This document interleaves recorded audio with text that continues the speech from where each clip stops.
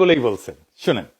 আমি আগেও বলেছি, আজ আবারও বলছি, আমরা একটা যুদ্ধ অবস্থায় আছি।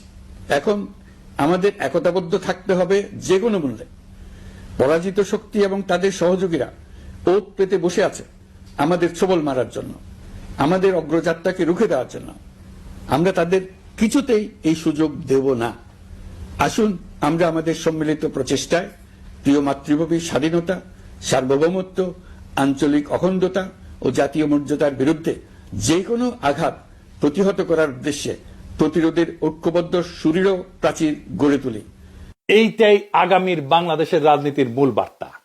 স্বাধীনতা, সার্বভৌমত্ব, আঞ্চলিক অখণ্ডতার জাতীয় মর্যাদা, এই প্রশ্নে কোনো আপোষ নাই। এভাবেই রাজনীতি তৈরি হয়, এভাবেই জাতীয় ন্যারেটিভ নির্মিত হয়। এই কথা আমার না, প্রফেসর ইউনূসেরও না, এটা বাংলাদেশের সকল নাগরিকের আকাঙ্ক্ষা। আপনি জিজ্ঞেস করেন এটা আপনারও আকাঙ্ক্ষা কিনা। এই আকাঙ্ক্ষাটাই তুলে ধরা হয়েছে। আগামীর বাংলাদেশ তাকেই নেতা মানবে যারা এই আকাঙ্ক্ষাকে বাস্তব করবে, রক্ষা করবে। মুতে ভাষায় দেওয়া, ফুদিয়ে উড়ায় দেওয়া আর 24 ঘন্টা টিকতে না দেওয়ার রাজনীতির দিন শেষ। রাজনীতি মানে মস্তানি না, রাজনীতি মানে হৃদয়ের দখল, রাজনীতি মানে মর্যাদা, রাজনীতি মানে আত্মসম্মান, রাজনীতি মানে শক্তি, কালেকটিভ ফোর্স। মির্জা ফখরুল বলছেন জাতি হতাশ। না মির্জা ভাই, জাতি না, হতাশ হইল আপনার কর্মীরা। কারণ আপনারা তাদের দেখাতে পারেননি এই লড়াইয়ের শেষ কোথায়, শুরুটা কোথায় থেকে। আপনারা ভাবছেন নির্বাচন মানে তারিখ। প্রফেসর ইউনূস বলছেন নির্বাচন মানে রাষ্ট্র পুনর্গঠনের পথ। আপনারা চাইছেন ডিসেম্বরে ভোট। কারণ আপনারা বুঝতেই পারেননি ডিসেম্বর আওয়ামী লীগের ক্যালেন্ডার আর ফেব্রুয়ারি বিএনপির কাব্য। তাদের ইতিহাস মুক্তিযুদ্ধের চেতনা, আপনার ইতিহাস রাষ্ট্র নির্মাণ। আপনারা নিজেদের ইতিহাস ভুলে ভারতের প্ররোচনায় নিজের কোলে তুলে নিলেন আওয়ামী ন্যারেটিভ। আফসোস, আওয়ামী লীগের লড়াই হইতেছে মুক্তিযুদ্ধের চেতনায় ভর কইরা ফ্যাসিবাদ কায়েম। আপনাদের হওয়া উচিত ছিল মুক্ত, আত্মমর্যাদাশীল, স্বাধীন, সার্বভৌম বাংলাদেশ পুনর্গঠনের চেতনা। কিন্তু আপনারা কি করলেন?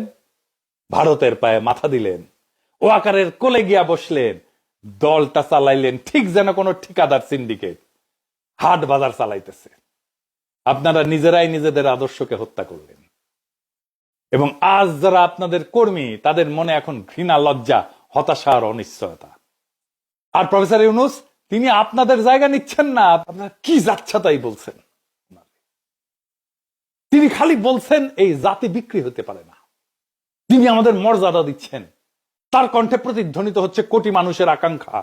আর আমরা পুতুল শাসন চাই না, ভারতের পালিত গাধাদের নেতা বানাবো না। আমরা সেই নেতৃত্ব চাই যারা বাংলাদেশকে নিজের ঘরের মতো ভালোবাসবে, বাংলাদেশের জাতীয় মর্যাদা পুনরুদ্ধার করবে। এই ঈদে তাই আনন্দের চেয়ে বড় হয়ে উঠুক এক শপথ, আমরা নিজেদের রাষ্ট্র আবার নিজেদের হাতে তুলে নেব। আমরা সিদ্ধান্ত নেব কবে নির্বাচন হবে, কারা করবে, কিভাবে করবে।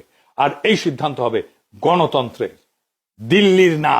এই সিদ্ধান্ত হবে জনগণের, ওয়াকারের না, চাটুকারদের না। এই ঈদে শুধু আমরা পশু কোরবানি দেব না,